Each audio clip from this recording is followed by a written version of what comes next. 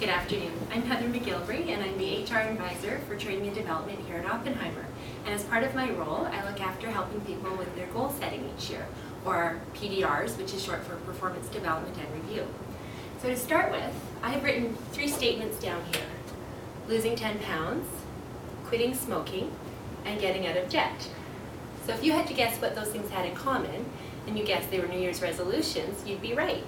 But what's really interesting about these goals, New Year's resolutions, is that 30% of them fail within the first week, and 80% of them fail by Valentine's Day. And yet a lot of people feel comfortable setting these New Year's resolutions as goals, even though statistically they're going to fail, and yet don't feel comfortable setting goals at work. So that's what we're going to talk about here today, is how to set goals at work, why we do it, what we can do for our goals, and how we can make them successful. So first of all, setting goals can make you successful. We'll talk about that.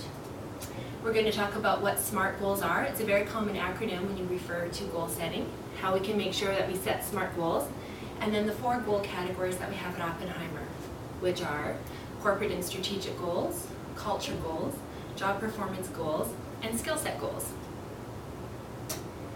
So setting down your goal in writing is the first step to achieving your goal. It enables you to establish your priorities, and once you've established your priorities, it helps you to focus your time and energy. So you know what your priorities are, and then you know how to spend your time and energy to get there.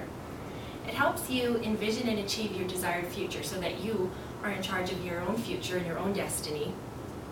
And it boosts your self-confidence. So as you achieve your small goals on the way to achieving your big goals, it gives you that motivation that you can achieve the big goals. See, your self-confidence is being boosted as we speak.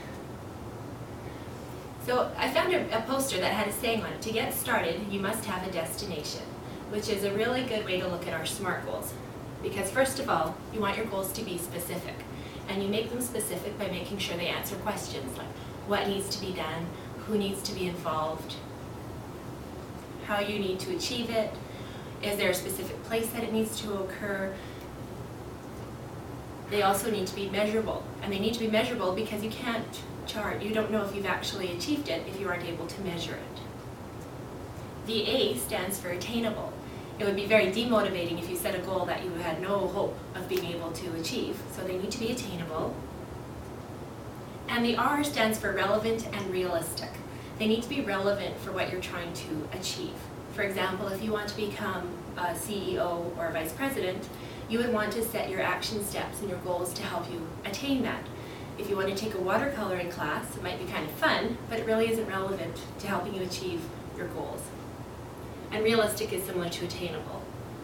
And lastly, they need to be timely. Having that time element or a deadline to it will give you that impetus to get where you need to be. For example, if I want to lose 10 pounds, it's not very motivating, but if I say I have a cruise to go on in 3 months, so I need to lose 10 pounds so I can look good in my new bikini, then that's something that will help me motivated to get there. Now, you need to find the balance between setting your goals a little low and a little high. So for example, we have in Dilbert, some people see me as a loser who achieves nothing. In reality, I'm a winner who knows how to set realistic goals. And Dilbert says, so you're sort of a genius. And he says, and yet my only goal was to have a pulse. So that's pretty much a low goal, having a pulse. It doesn't really give you that inspiration to get out of bed in the morning. But on the other hand, you can set your goals too high. So this programmer says, I worked around the clock and finished a project that would normally require 10 programmers. Did I just establish a new baseline expectation that will turn my job into a tragic death march? And his boss says, well, it's time to set some stretch goals. He's like, stupid, stupid, stupid. So he set the goal too high, and he's obviously going to burn out before he can actually achieve it. So there's definitely a balance there.